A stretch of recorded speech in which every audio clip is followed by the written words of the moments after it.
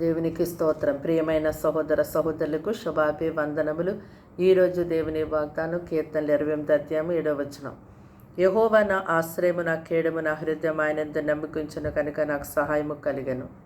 చూడండి, నీతిమంతుడైనటువంటి వానికి యెహోవా గొప్ప ఆశ్రయ పట్టణం వలెను, ఒక ఎత్తైన ప్రాకారం వలె ఉంటారు.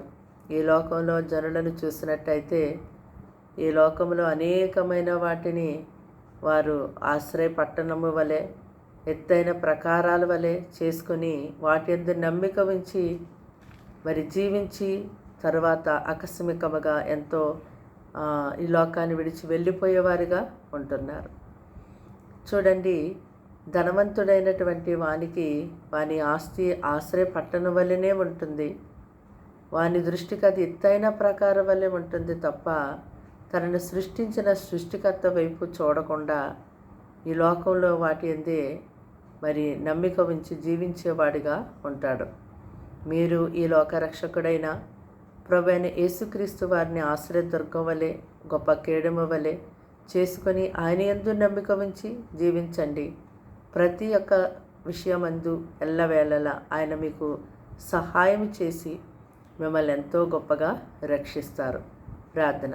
దేవాది దేవాని స్తోత్రములు తండ్రి, ఈ సమయం మంది మాటలు వింటున్న నీ ప్రజల్ని మీ రక్తంతో కడిగి పరిశుద్ధపరిచి పవిత్రపరచండి.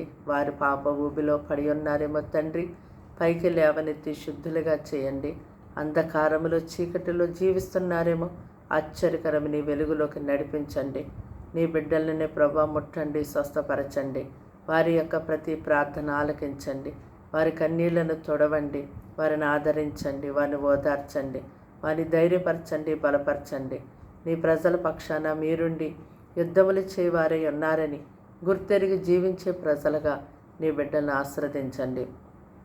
మిమ్మల్ని ఆశ్రయదుర్గం వలె ఎవరైతే చేసుకుంటారో, ఎవరైతే ప్రభు నిన్ను ఎత్తైన ప్రాకారం వలె చేసుకుని జీవిస్తారో, ఎవరైతే నిన్ను యందు నమ్మిక ఉంచి జీవిస్తారో వారికి నీ పరిశుద్ధ స్థలంలో నుంచి మీరు సహాయమును పంపిస్తారు నాయన.